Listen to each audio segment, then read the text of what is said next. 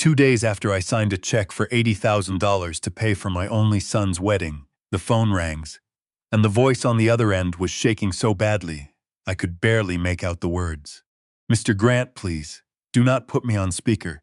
It was Nico, the manager of the venue where we had held the reception the night before. He was whispering, the way a man whispers when he is afraid the walls themselves might be listening. We were reviewing the security footage from the VIP lounge after everyone went home.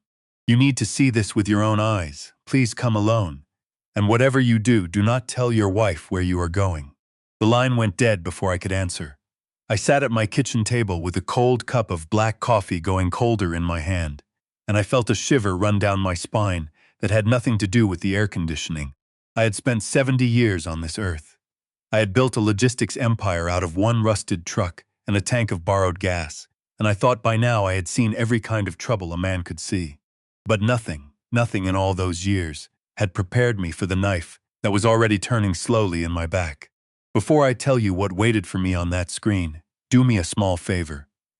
If a story about betrayal and the price of blind trust means anything to you, take a moment to like this video and follow my channel, because what I am about to tell you is the kind of thing people spend a lifetime pretending could never happen to them.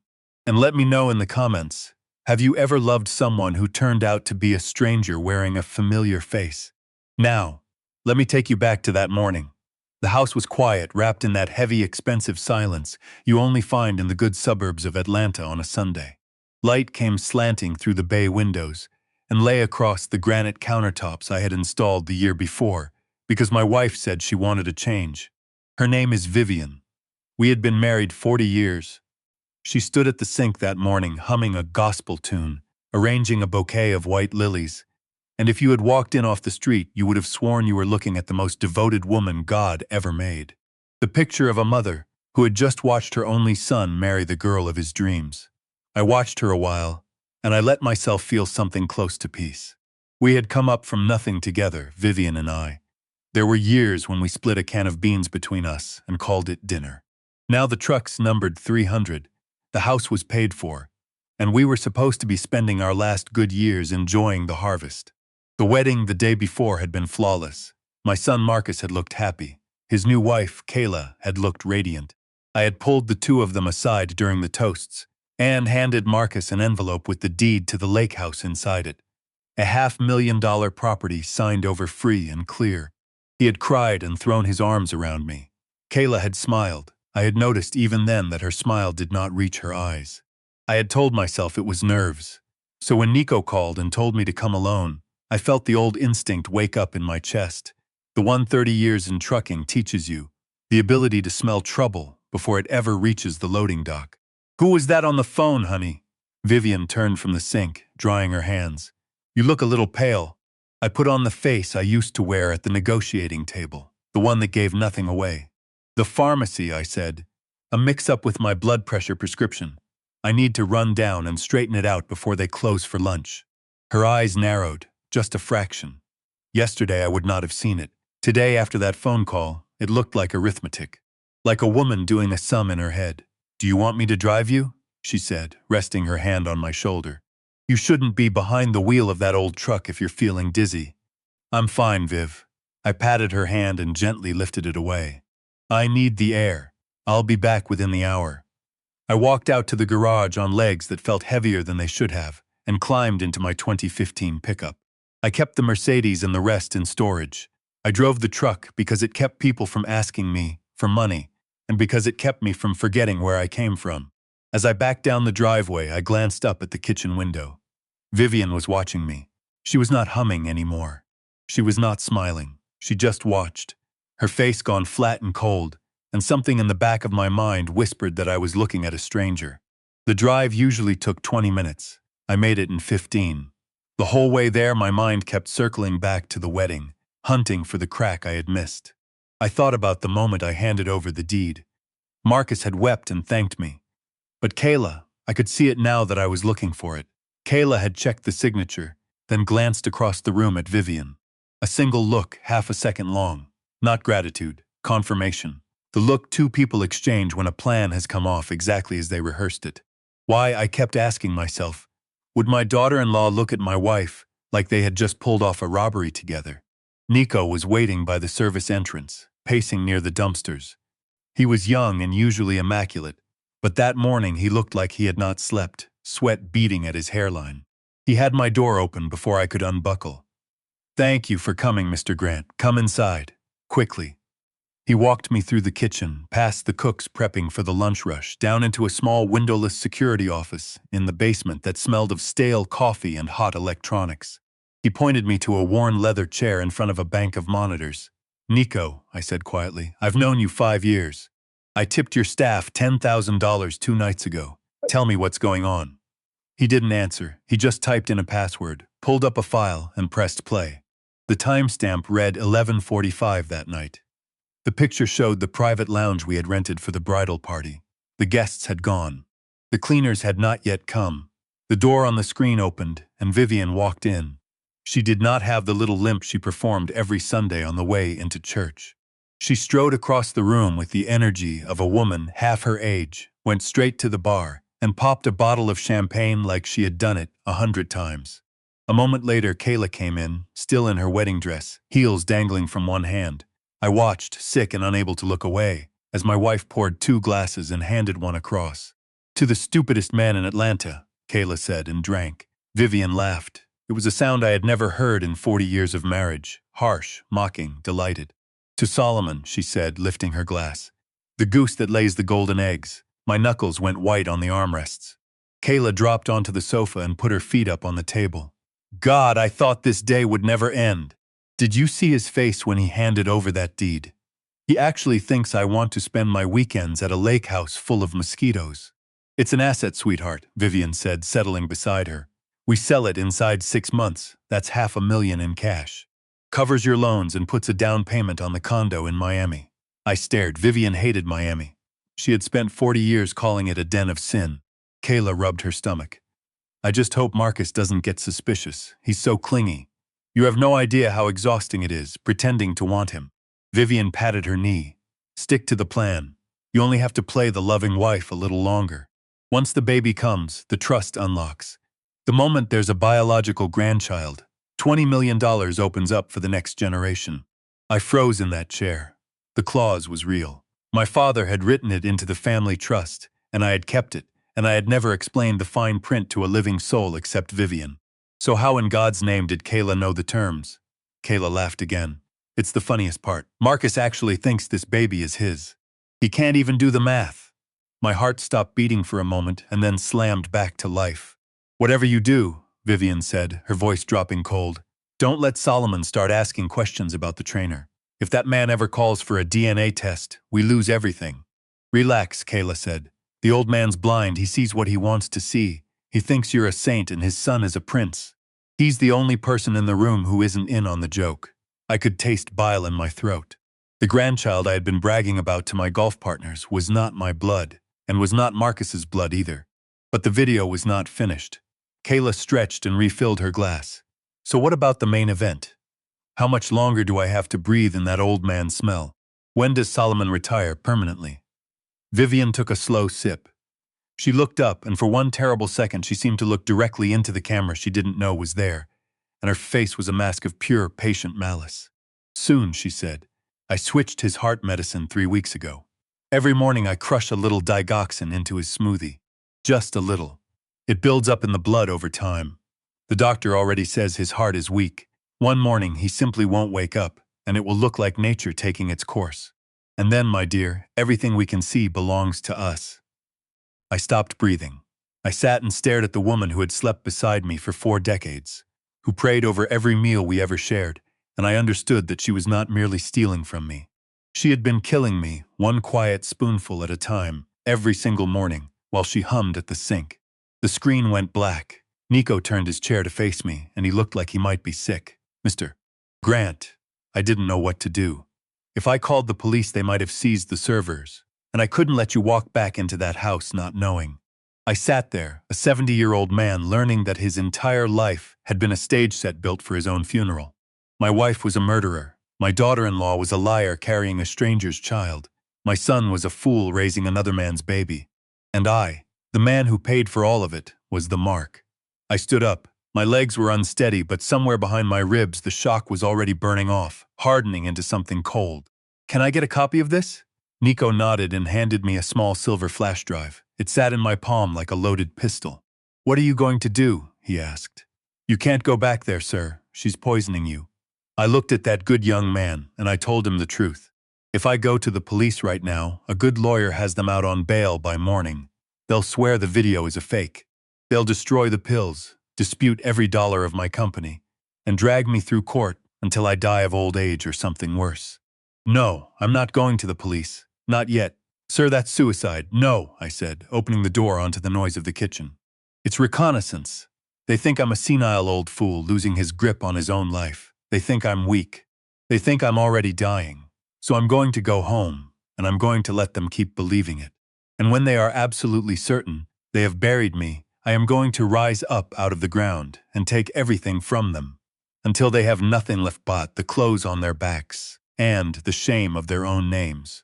I drove home toward the woman who wanted me dead, the flash drive burning in my pocket. The game had changed, and Solomon Grant was finished playing nice. There was more on that flash drive than I had let myself watch in Nico's office, and I made myself watch the rest of it that night, alone in my truck, in a parking lot across town, because a man cannot fight an enemy whose full shape he refuses to see. On the screen, Kayla was laughing again. "You know the truly funny part, Vivian? Marcus thinks that because we slept together that one time 6 weeks ago, the timeline works. He never even learned to count." "It doesn't matter whose it is, honey," Vivian said, soothing, motherly, in the exact voice she had used to comfort me through 40 years of hard nights. "It only matters that a DNA test never happens. Once Solomon is gone, no one questions the bloodline. The trust unlocks for the first grandchild no matter who the father is.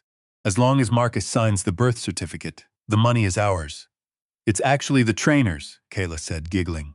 "Tyler, can you believe it? A Grant heir fathered by a man who drinks his dinner out of a shaker cup.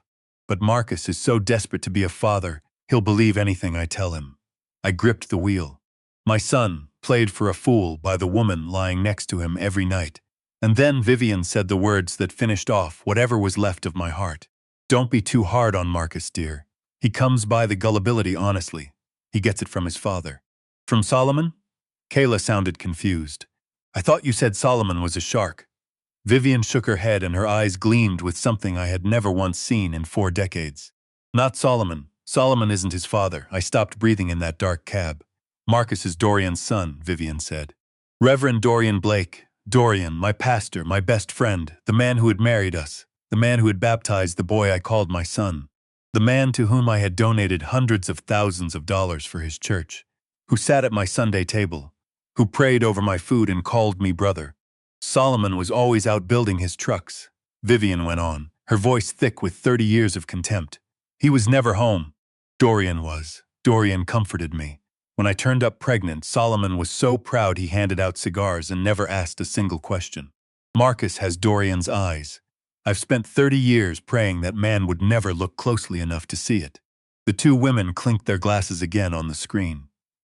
The mother-in-law and the daughter-in-law who spent every family dinner pretending they could barely tolerate one another. In public, oil and water. In private, partners in the same long murder. I turned off the video. I sat in the dark a long time. Then I drove home, and I walked into that house, and I became the greatest actor I have ever been. I want you to understand what it costs a man to walk into his own kitchen the next morning, kiss the cheek of the woman who is poisoning him, and drink what she hands him. Because that is what I did. I let Vivian set the tall green smoothie in front of me. I lifted it to my lips. And at the last instant, as I tilted my head back, I let the mouthful pool behind my teeth instead of swallowing. And when I turned to set the glass down, I spat it quietly into a handkerchief I had folded in my lap. I did it 3 mornings running. I never swallowed a drop. But I let her watch me drink, and I let myself grow slower, grayer, more tired by the day, until the whole house believed the medicine was finally doing its work. They were watching a dead man walk, and they were pleased. The hardest night was the one they thought would be my last. I lay on the floor of my own living room, having staged a collapse so convincing that Vivian's smoothie should, by her arithmetic, have finished me. I made my breathing so shallow it was invisible, and I listened. I heard the front door burst open. I heard my son's voice crack. Dad, wake up. Mom, what happened?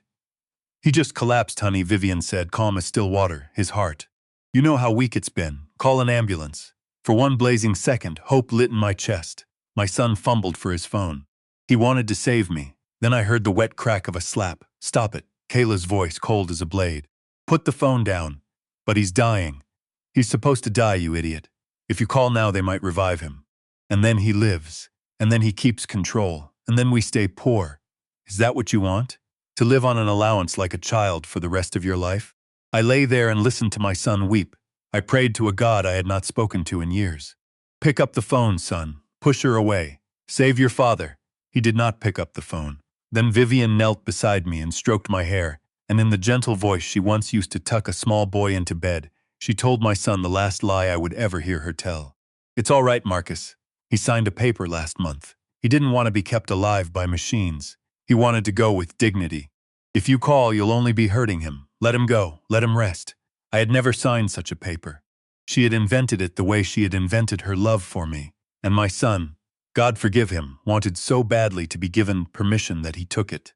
Okay, he whispered. Okay, Mom, we wait. He stood up. I heard him walk away from his dying father. Something in me died on that rug. The father who had loved that boy without condition. The man who got up off the floor a few minutes later was made of something colder and harder, and I have not entirely gotten him back since. I did not lie there and let them write my obituary.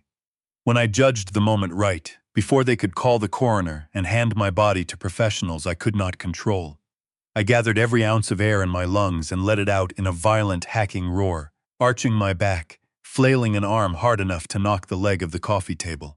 Kayla screamed. Vivian gasped, a sharp hiss of pure animal shock. I rolled onto my back, blinking up at the ceiling, playing the confused old man surfacing from a spell. What happened? I rasped, gazing up at their stricken faces. Why are you all looking at me like that? Vivian recovered first. She always was the finest liar in any room. She threw herself down beside me and folded me into an embrace, and I could feel her whole body trembling, not with relief but with rage, shaking with the effort of not simply finishing me with her bare hands right there on the floor. You collapsed, she breathed, forcing tears. You stopped breathing, we thought we'd lost you. Nonsense, I said mildly. Just a dizzy spell. Must be that new medicine. Or maybe the smoothie didn't sit right. I watched her flinch at the word. I let them fuss. I let them prop me in my recliner. And then from that chair, I looked at the three of them standing in a guilty little cluster, and I decided to give them exactly what they wanted, so that they would stay long enough to be destroyed. You know, I said, maybe this spell is a sign I need to put my affairs in order. I think it's time to make some changes, big ones. Next Sunday, let's have a family gathering at the church, with Reverend Blake and my lawyer. I want to make sure everyone gets exactly what they deserve. I watched hope catch fire in 3 sets of eyes. They thought the brush with death had frightened me into surrender. They thought they had missed their chance at murder, only to be handed the kingdom anyway. They had no idea I had just invited them to their own reckoning, and that I intended to enjoy every minute of the week between now and then. Because a video of 2 women toasting my death was not enough. A clever lawyer would call it a cruel joke, a staged prank, artificial trickery cooked up by a bitter old man. I needed proof no one could wave away. I needed the poison confirmed by a laboratory. I needed the paternity confirmed by science. And I needed every one of them to convict themselves aloud on the record of their own free will. So I went to work the way I had built my whole life, quietly, patiently, one delivery at a time. I kept the green handkerchief with my spat-out breakfast sealed in a bag. I collected a few of Marcus's hairs from the collar of a jacket he'd left at the house, and I went to see Dorian. I sat in his church office and let him pour me a glass of water, and clap me on the shoulder and call me brother. And when I left, I carried the paper cup his own lips had touched, sealed carefully in a second bag. He never suspected a thing. Why would he? I was Solomon, his slow, rich, trusting old friend. Take care of yourself, he told me at the door. We need you around. I drove straight to a private lab on the north side of the city, to a man named Dr. Nathaniel Cross. 10 years earlier, when the university slashed his funding, I had quietly paid for his research to continue. He was a man who understood what loyalty was worth. I laid 3 things on his stainless steel desk: the bag with my son's hair, the cup Dorian had drunk from, and the handkerchief. Test the handkerchief for digoxin, I said. I need to know how much. He noted it. And these two? Run a paternity test. I need to know whether the man who drank from that cup is the father of the man whose hair is in that bag. He looked at me a long moment. He knew both men. He saw the church's name printed on the cup. His eyes widened a fraction, but he was a professional, and he only nodded. Give me 4 hours. I sat in his waiting room for 4 hours and did not touch my phone. I thought about 32 years of birthday parties and baseball games, and every single time I had told that boy I was proud of him. I thought about the way Vivian had looked at me the morning she handed me that smoothie. When Dr. Cross came out, he was pale, holding a folder the way a man holds a diagnosis he does not want to deliver. The handkerchief, he said, it's saturated with digoxin. The concentration is far beyond any therapeutic dose. She wasn't managing your heart, Solomon. Taken over the weeks she describes, this was engineered to stop it. Another few mornings and it would have. I nodded. I felt nothing but a cold, clean confirmation. And the paternity? He took a breath. The two samples share the genetic markers of father and son. The probability is as close to certainty as this science allows. Dorian Blake is the biological father of Marcus. Solomon, you are not. The room seemed to dim. 32 years. I had raised another man's son, paid for his schooling, bought him his first car, given him my name, and all the while the man's true father had been eating at my table, laughing at my jokes, and sleeping with my wife. I felt something crack in my chest. It was not my heart breaking. It was my heart turning to stone. Thank you, doctor, I said, in a voice as level as a machine's. I walked out to my truck, set the folder on the dash, and called the one person left in the world I trusted. Diane Kessler, my attorney, the only soul who had stood beside me for 30 years and never once wanted anything but the job done right. Diane, I said, sell it, all of it, the house, the company, the properties. Liquidate the stocks, close the accounts. I want every asset I own turned into cash or given away before the end of the week. Solomon. Her voice was careful. There's no coming back from that. This scorches the earth. What about your family? I looked at the folder on the dashboard. I don't have a family, Diane, I said. I have enemies, and I am going to leave them nothing.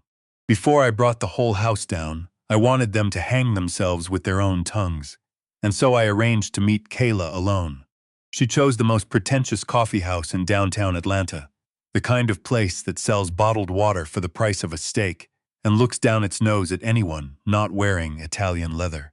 She said the light was best there for her photographs.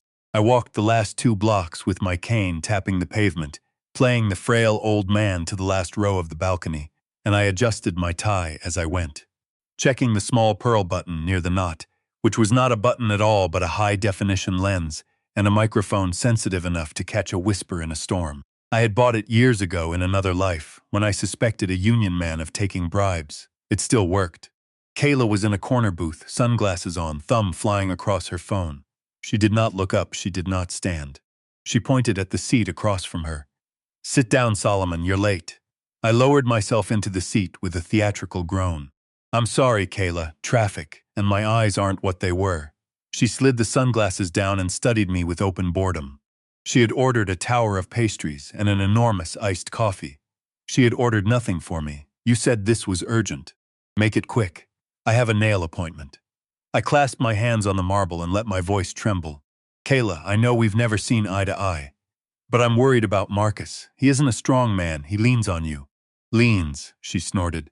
Without me, he'd be living in a box under a bridge. He's useless. I nodded along with her cruelty because it served my purpose. That's why I've come to you. I want to make you a private arrangement. Just between us. Her boredom vanished. She leaned in. What kind of arrangement? I reached into my jacket, my hand shaking, and drew out a thick white envelope and slid it across the table. She opened the flap and her eyes went round. It was cash, $500,000 in hundreds, the emergency fund from the warehouse safe. It's for you, I said. Not for Marcus, not for the baby, for you. I won't be around much longer, and when I'm gone, he'll be lost. Promise me you'll stay with him. Consider it a retainer. Nobody knows about it, not Vivian, not the lawyers. Just us. She looked at the money. Then she began to laugh, a cold, dry sound that turned heads at the next table. $500,000. She shook her head and shoved the envelope back at me. You think you can buy me for $500,000? That's a fortune to a truck driver, maybe. She leaned forward, and every trace of the sweet daughter-in-law was gone. Drop the act, old man. I've seen the files. I know about the offshore accounts in the Caymans. I know about the shell companies in Nevada. I know you've got more than 20 million tucked away that Vivian doesn't even know exists. And I want all of it. My heart skipped. Those accounts were buried under 5 layers of corporate anonymity. There was no honest way she should have found them, unless Marcus had gotten into the safe deposit box. I kept my face slack and frightened. I don't have that kind of money, Kayla. The business is thin, Lear. She slammed her hand on the table. I've seen the statements. I know exactly what you're worth. Next Sunday, at that gathering, you're going to sign power of attorney over to me. Not to Marcus, to me. To you, I repeated carefully, so the microphone would catch every syllable. But Marcus is the heir. Marcus is a puppet. I pull the strings. Everything goes into a trust with my name on it. The accounts, the properties, all of it. And if I say no, she smiled, and it was the smile of something that lives in dark water. If you say no, I'll ruin you. You care about your name, don't you? Your reputation, what the church folks think of you. So if you don't sign it all over to me, I'll go to the police, and I'll go to the news, and I'll tell them that you touched me. The world went very still. The accusation was so vile I felt physically ill. You wouldn't, I whispered. I would. Her face was stone. I'll tell them you cornered me in the kitchen. I'll tell them you threatened to cut us off if I didn't sleep with you. I'll cry on camera. I'm a very good actress. And who do you think they'll believe? The pregnant young woman, or the creepy old man with the power and the money? I let my shoulders sag. I let my voice break. Kayla, please, that would kill me. The shame alone would kill me. Good, she said. Then give me the empire and save yourself the embarrassment. Sign the papers Sunday. Maybe I'll let you visit your grandchild once a year. She stood, adjusted her sunglasses, swept the envelope of cash into her purse. I'll take this as a down payment, a deposit on my silence. Wear a nice suit Sunday, Solomon. I want you looking sharp when you hand over my future. She walked out with a swagger in her step, certain she had just bullied a broken old man into submission. I sat a while longer until I was sure she was gone. Then I reached up and tapped the pearl button twice. Got you, I said to the empty booth. I had it all, the extortion, the threat, the confession that she thought of my son as a puppet, the plan to cut even Vivian out of the spoils. Every word of it, crisp and clear and admissible. I stood up and I noticed my knees no longer hurt and my back no longer stooped. I paid the check and I walked out into the sunlight, and all I could see was the storm I was bringing down on all their heads. In the days that followed, I did the strangest, most patient work of my life. I let them believe they were winning. Diane moved quietly in the background, converting a lifetime of assets into liquid the way a surgeon works, precisely, without waste, without a sound. The company sold. The properties went under contract. The stocks came home to cash, and every dollar of it flowed, by my instruction, toward a single destination, a trust in the name of the Hillcrest Children's Home, the orphanage on the west side of the city that had never once asked me for anything. Meanwhile, I made myself visible.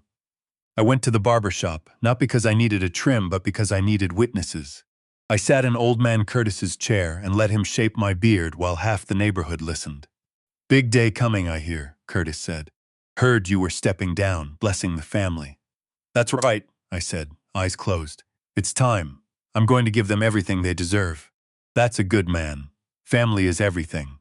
Family is everything, I agreed, and I meant every letter of it, though not the way he heard it.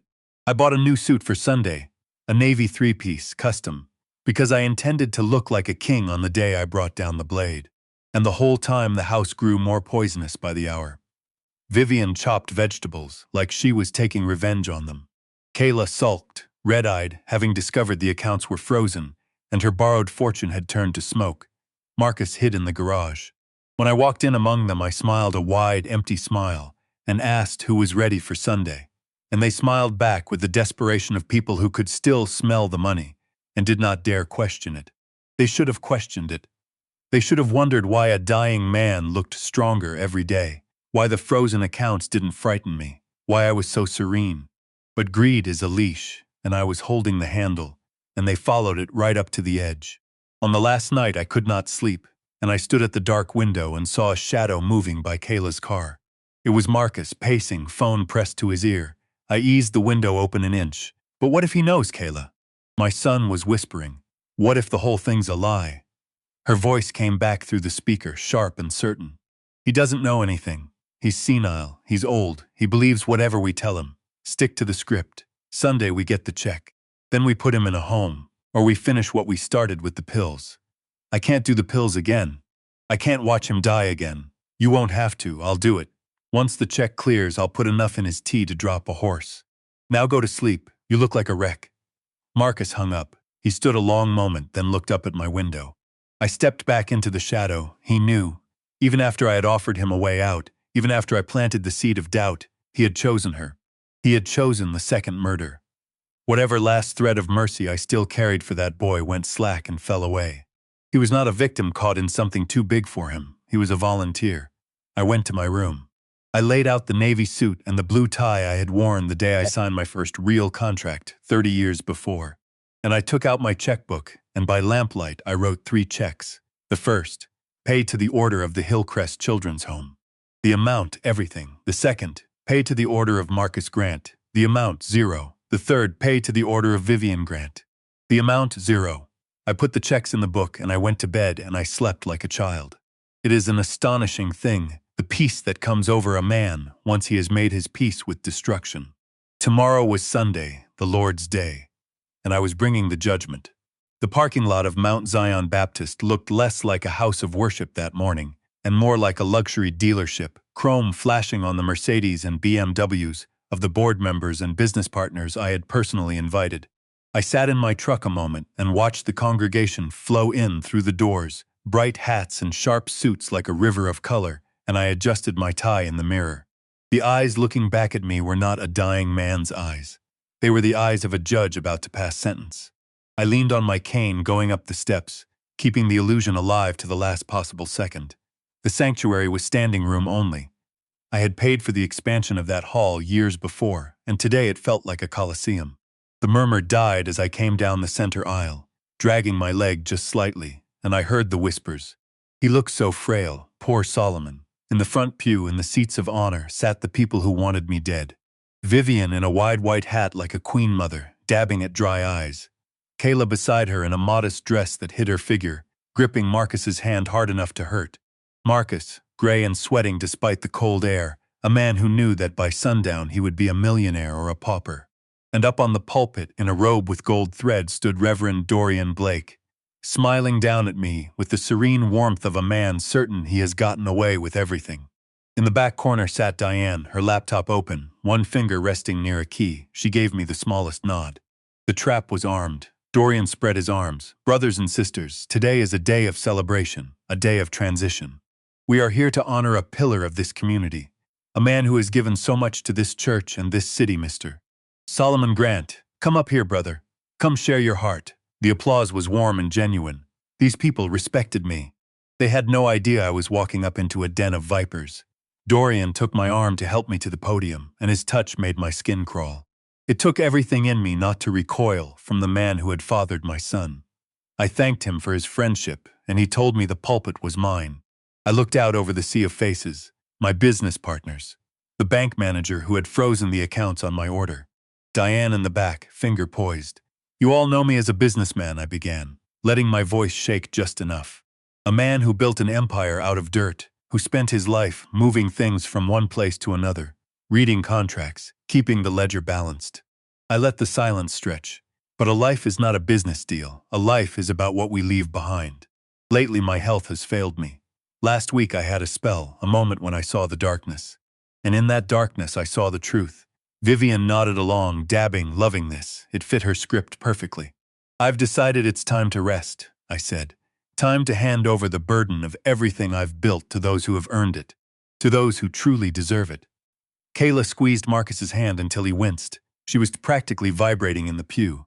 I've spent this past week praying, I went on, and watching my family, observing how they treat me when they believe I'm weak, how they care for me when they think I'm dying, and I have seen wonderful things. I paused, and terrible things. I saw Vivian's smile falter. The word terrible was not in the script. So today, I said, and I felt the rasp leave my voice, felt it gather strength. I am going to make a decision that changes the future of this family forever. I reached into my jacket and drew out the checkbook. A gasp went through the room. Kayla let slip a small, audible squeak. She and Vivian locked eyes and smiled. A smile of pure, joined, triumphant greed, the black mother-in-law and the white daughter-in-law clasping hands in victory. They thought the old man was finally doing exactly as he was told. "But before I sign anything," I said, lowering the book, "before I hand over the keys to the kingdom, I think this community deserves to see the true heart of the Grant family. I've prepared a video, a tribute. I want you all to see what I see." Vivian relaxed, expecting a montage of Christmas mornings and family picnics, a monument to her sainthood. Dorian stepped toward the microphone. "That sounds beautiful, Solomon. A tribute to a godly family." "Yes," I said, stepping back. "A tribute, Diane, if you please." She pressed the key. The enormous screens behind the choir loft flickered to life. The overflow rooms lit up. The live stream, thousands watching online, cut from my face to a direct feed.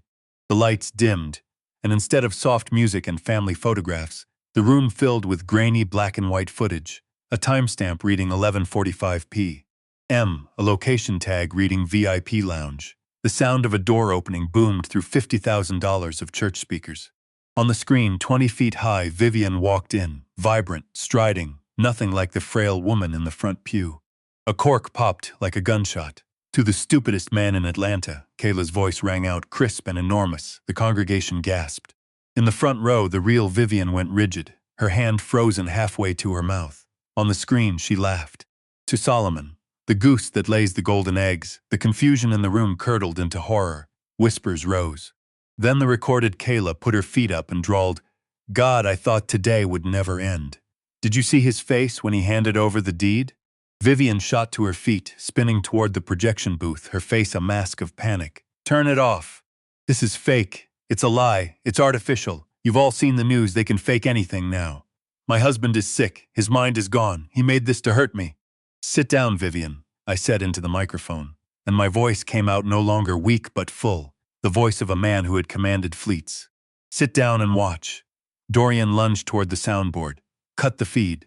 I pulled back my jacket just far enough to show the shoulder holster I wore whenever I carried large cash. I did not touch the weapon. I did not need to.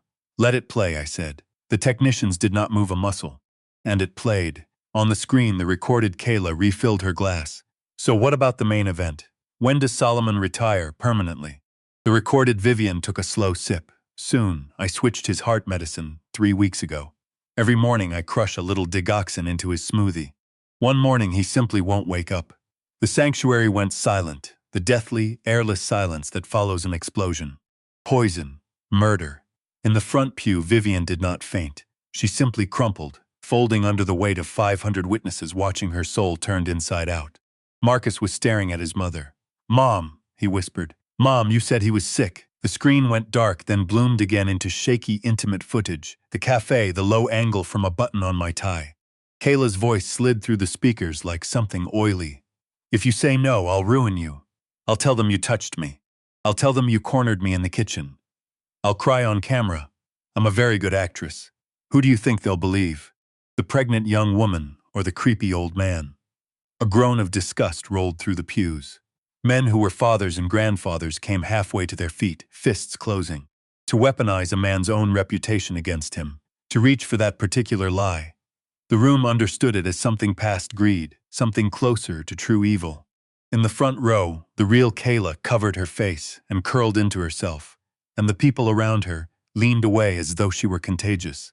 Marcus tore his hand out of hers and put a foot of space between them on the pew. But I was not finished. Diane pressed the key again, and now the screen showed high-definition color, the hidden camera I had placed in the kitchen light 3 days before. Vivian stood at the granite island, humming Amazing Grace, the very hymn she sang in the choir loft. The sound of it filled the sanctuary, holy and obscene at once. She tipped white pills from a bottle, crushed them with a mortar and pestle, the grinding amplified to fill the vaulted room, and scraped the powder into a glass of green liquid. Then she lifted her phone. "He's on his way back," her recorded voice said, perfectly clear. "I put a double dose in. It should be quick today. Have the paperwork ready." This was not fraud. This was not extortion. This was attempted murder, witnessed by everyone she had ever prayed beside. Vivian was not screaming anymore. She sat catatonic, watching herself prepare to kill her husband, watching the last of her disguise burn away in front of God and her whole world. I reached into my pocket and took out the handkerchief, stiff and green, with the breakfast I had spat into it. I held it up so the balcony could see. "You told them all I was dying," I said quietly, and the microphone carried it to the last row. "Here is the sickness, digoxin, crushed into my breakfast by the woman who swore to love me until death parted us." I let it fall to the floor before the pulpit.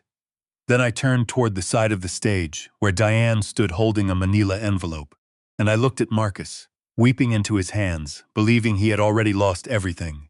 He had no idea he was about to lose himself. I signaled the booth, the screen filled with a single document blown up to the size of a billboard.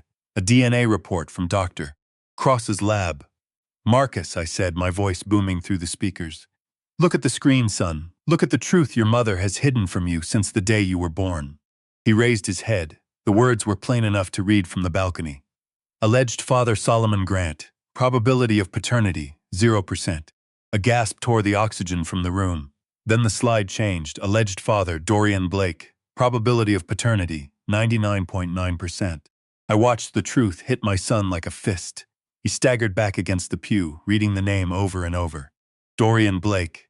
The man he had called Uncle Dorian. The man who had baptized him. The man now cowering against his own altar, sweat ruining his fine robe, searching the walls for an exit that was not there.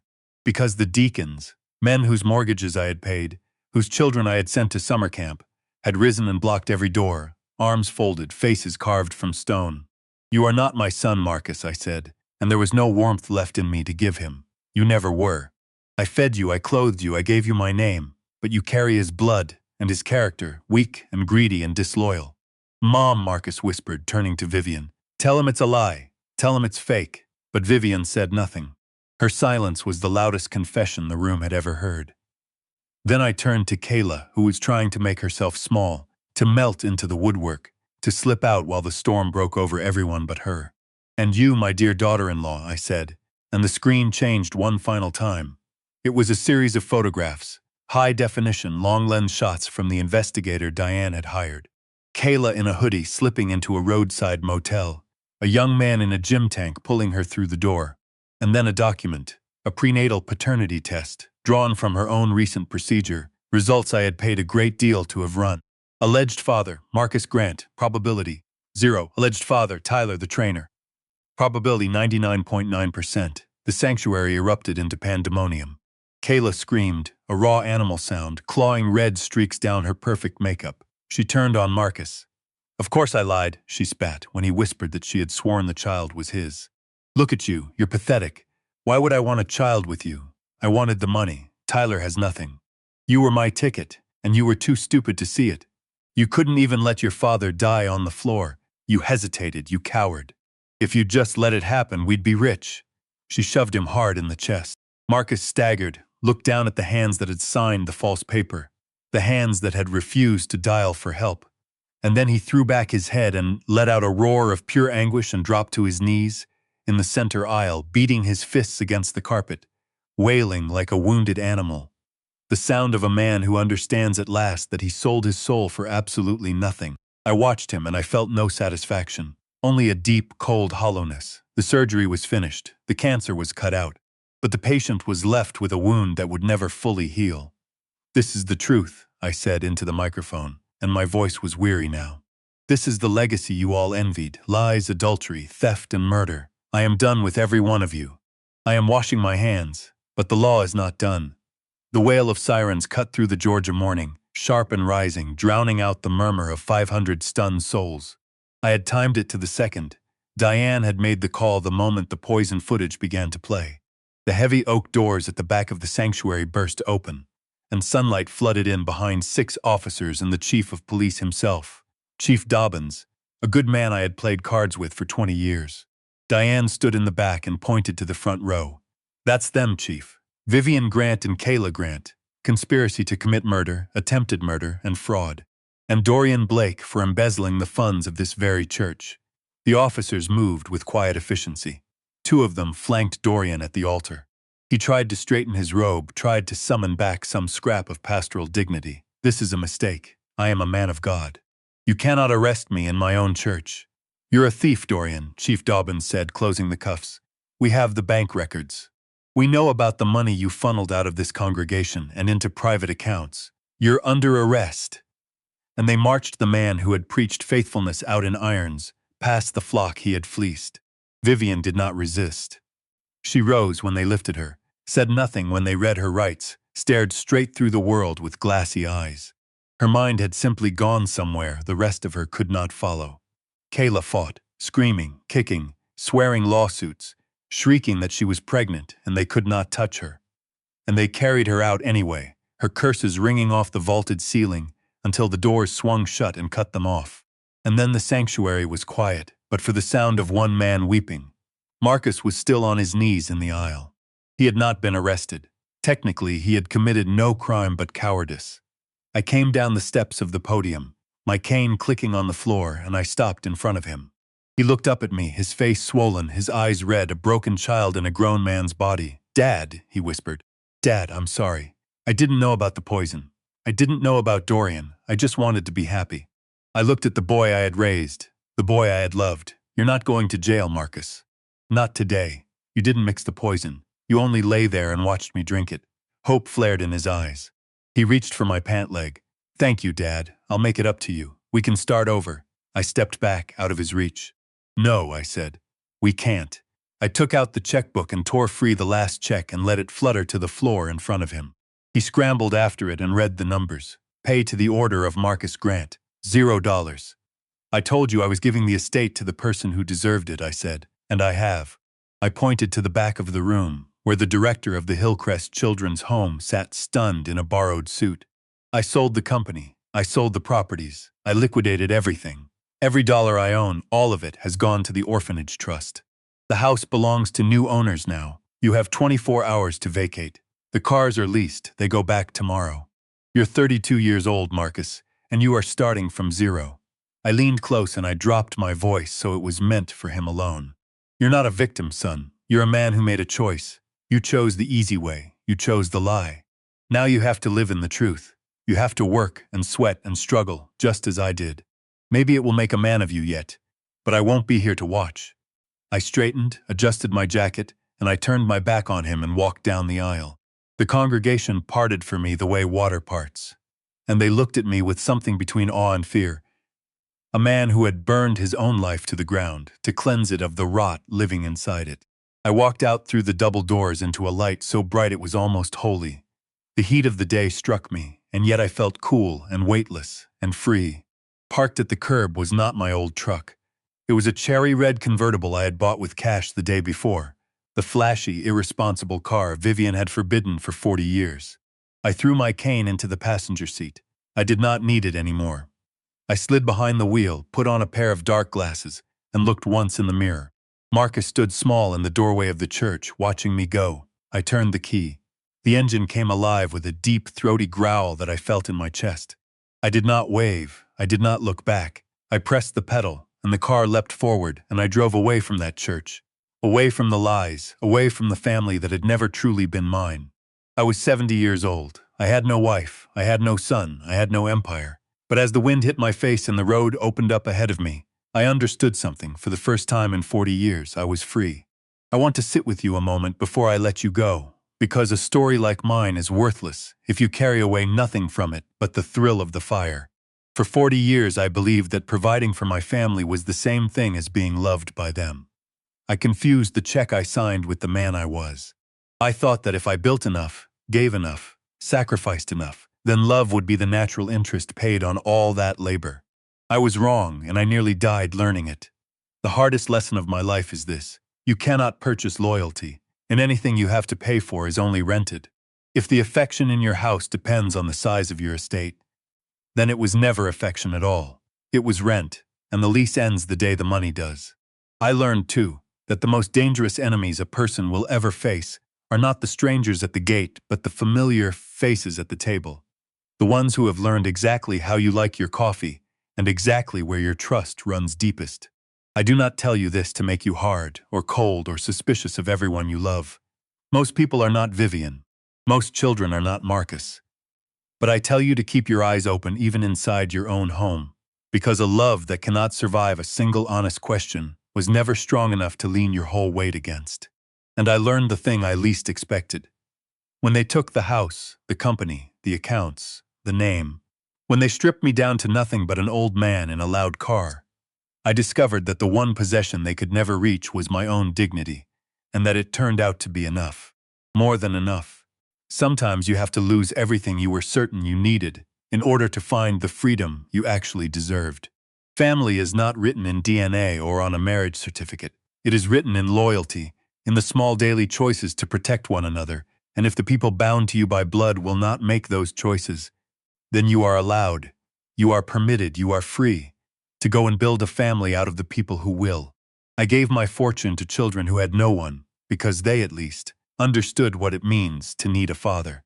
And I drove off into a life that finally, at 70, belonged to me and to no one else.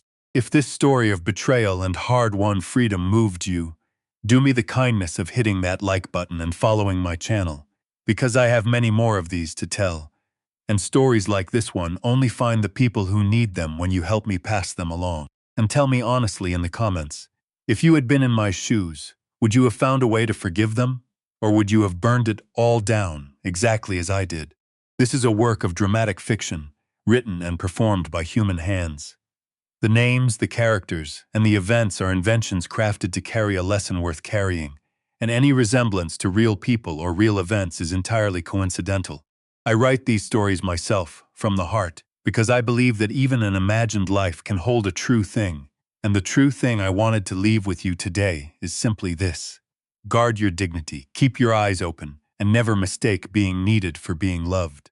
Thank you for spending this time with me. I will see you in the next one.